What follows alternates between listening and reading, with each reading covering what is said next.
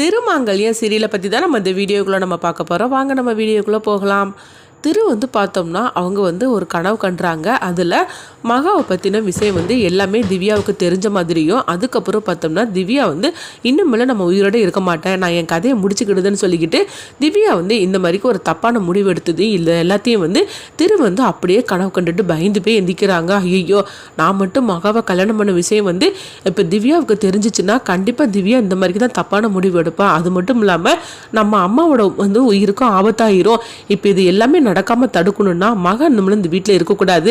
மகா இந்த வீட்டை விட்டு நம்ம போக வச்சாதான் நம்ம இதுக்கெல்லாம் ஒரு நிரந்தர தீர்வு காண முடியும், வேற வழியே இல்லை அப்படின்னு சொல்லிட்டு இருக்கவும், இப்போ என்ன பண்ணுறதுக்கு மகாவை நம்ம நேரடியாக பார்த்தோம்னா இப்போ பிரச்சனை ஏதாவது வருமா, என்ன நடக்க போகுதுன்னே தெரியலன்னு சொல்லிட்டு இருக்கும் போதே சரி நம்ம மயிலுக்கு ஃபோன் பண்ணலாம் அப்படின்ட்டு மயிலுக்கு ஃபோன் பண்ணுறாங்க. மயிலும் சொல்லு திரு அப்படிங்கும்போது, அம்மா நீ கோயிலுக்கு போயினியோ, கோயிலுக்கு போயிட்டு வந்துட்டு இருக்கிற அப்படின்னு கேட்கும்போது, ஆமா கோயிலில் உனக்காக தான் நான் வேண்டுதலாக போனேன், வேண்டுதலாம் நல்லபடியாக முடிஞ்சுது, இப்போ நான் வீட்டுக்கு தான் வந்துட்டு இருக்கிறேன் அப்படிங்கும்போது சரி நீ உடனே கிளம்பி வா அப்படிங்கிறாங்க. என்ன முக்கியமான விஷயமானு கேட்கும்போது எல்லாம் முக்கியமான விஷயம் தான் அப்படின்னு சொல்லவும், இது கேட்டதுமே மயில் அதிர்ச்சி அடைகிறாங்க.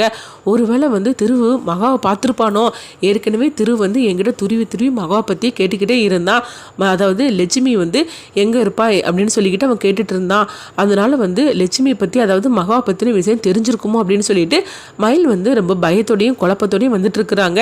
வீட்டுக்கு போனதுக்கப்புறமா என்ன நடக்க போதோ தெரியலன்னு சொல்லிட்டு இருக்கும்போது இங்கே பார்த்தோம்னா அவங்க மகாவை தான் காட்டுறாங்க. மகா அடுத்த நாள் பூஜையை எல்லாமே ரெடி பண்ணிட்டு இருக்கிறாங்க. அப்போ அவங்க மகா நினைக்கிறாங்க, எப்படியோ நம்ம இன்னொரு 10 நாள் பூஜை பண்ணினாக்கி எல்லா பரிகாரமும் நல்லபடியாக முடிஞ்சிரும், இது வரைக்கும் எல்லாம் நல்லபடியாக நடந்துகிட்டு இருக்குது, மிச்சம் இருக்க நாள்லையும் நம்ம நல்லபடியாக இந்த பரிகாரத்தை செஞ்சு முடிச்சிடணும் அப்படின்னு சொல்லிக்கிட்டு மகா அவங்க சாமியை கும்பிட்டுட்டு இருக்கும் போதே அப்போ மயிலங்க வந்துருந்தாங்க. வந்ததுமே மகா அப்படின்னு சொல்லி கூப்பிடும் போது உடனே மகா வந்துட்டீங்களா அண்ணா அப்படின்னு சொல்லி கேட்கும்போது, ஆமாம் மகா நான் வந்துட்டேன் அப்படிங்கிறாங்க.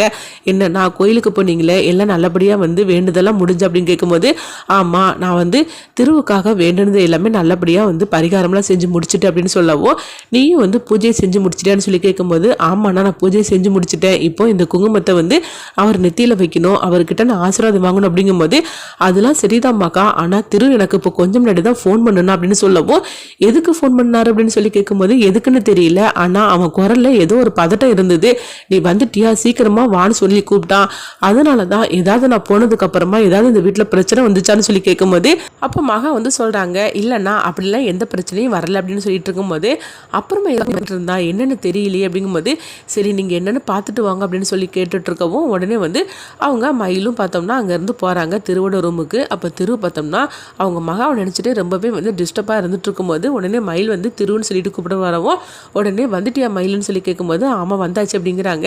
என்ன திரு என்னாச்சு அப்படின்னு சொல்லி கேட்டுட்டு இருக்கவும், இந்தா நான் கோயிலுக்கு போயிட்டு உனக்காக பிரசாதம் எடுத்துகிட்டு வந்திருக்குன்னு சொல்லிட்டு அவங்க விபூதியை திருவுக்கும் அவங்க போட்டு விட்றாங்க.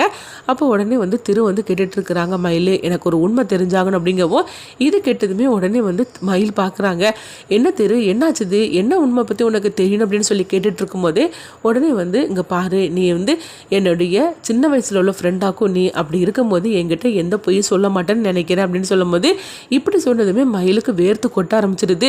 என்னது நான் உங்ககிட்ட இந்த மாதிரிக்கு பேசினாலே உனக்கு வேர்த்து கொட்டுது, என்னாச்சு அப்படின்னு சொல்லி கேட்டுட்டு இருக்கவும், ஏசி ரூம்லேயே உனக்கு இந்த அளவுக்கு வேர்த்து கொட்டிட்டு இருக்குது அப்படின்னு திரு கேட்கும்போது, அதெல்லாம் ஒன்றும் இல்லை அப்படின்னு மயில் எப்படியோ சமாளிக்கிறாங்க. அப்போ திருவுக்கு தெரிஞ்சிருது நம்ம என்ன கேட்க போகிறோங்கிறது மயிலுக்கு தெரிஞ்சனால தான் இந்த மாதிரிலாம் அவன் டென்ஷன் ஆகிட்டு இருக்கிறான் அப்படின்னு சொல்லவும், அப்போ திரு கேட்டுட்டு இருக்கிறாங்க, இங்கே பாரு எனக்கு நல்ல மாதிரிக்கு நான் குணமடையணும்னா லட்சுமி எங்கே இருக்காலோ தெரியல, லட்சுமி பூஜை பண்ணாதான் எனக்கு நிரந்தரமான ஒரு அதாவது இந்த மாதிரிக்கு எனக்கு ஒரு கண்டம் இருக்குன்னு சொல்லியிருக்கிறாங்களா, அது முடியும், ஏன்னா அம்மா என்ன நினச்சி கவலைப்பட்டுட்டே இருக்கிறாங்க அப்படின்னு சொல்லவும், இப்படி சொன்னதுமே மயில் இப்போமாவது உண்மை சொல்லுவானா அப்படின்னு சொல்லிட்டு திரு அப்படியே பார்க்குறாங்க. அப்போ மயில் மனசுக்குள்ள நினைக்கிறாங்க, திரு உனக்காக மகா பூஜையை எப்பவுமோ ரெடி பண்ணிட்டா, அதாவது ஆரம்பிச்சிட்டா, அவள் செஞ்சுக்கிட்டு இருக்கிறா, ஆனால் அந்த விஷயத்தை நான் எப்படி உங்ககிட்ட சொல்ல முடியும், ஆனால் இது தெரியாமல் நீ லட்சுமி லட்சுமின்னு சொல்லிக்கிட்டே இருக்கிறியே அப்படிங்கவும், அப்போ திரு சொல்கிறாங்க, எங்கள் பாரு மயில் லட்சுமியை எப்படியாவது கண்டுபிடிச்சி இந்த பரிகாரத்தை பண்ண வைக்கணும் அப்படின்னு சொல்லிட்டு இருக்கும்போது அப்படிங்கும்போது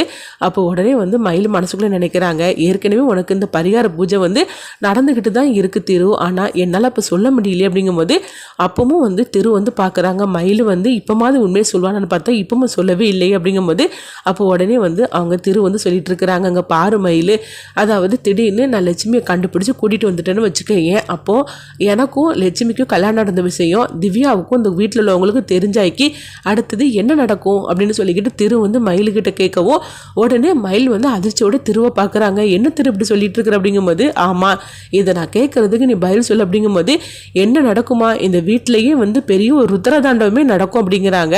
அப்படியா, அப்போ அது நடக்காமல் வந்து தடுக்கணும்னா அது உன் கையில் தான் இருக்குது அப்படிங்கும்போது உடனே வந்து மயில் வந்து திருவை பார்க்குறாங்க. திரு நீ இப்போ என்ன பேசுகிறேன்னு எனக்கு ஒன்றும் புரியல அப்படிங்கும்போது, லட்சுமி இருக்கிற விஷயம் உனக்கு தெரியுங்கிறது எனக்கும் தெரியும் அப்படிங்கிறாங்க. இப்படி சொன்னதுமே வந்து மயில் அப்படியே அதிர்ச்சியோடு திருவை பார்க்குறாங்க.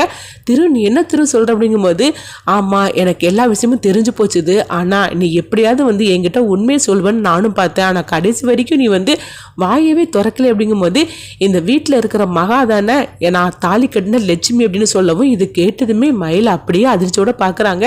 திரு அப்படின்னு சொல்லும் போது, ஆமாண்டா எனக்கு எல்லா விஷயமும் தெரிஞ்சு போச்சுது, ஆனால் நீயும் கூட வந்து எனக்கு துரோகம் பண்ணுவேன்னு சொல்லி நான் கொஞ்சம் கூட எதிர்பார்க்கவே இல்லை.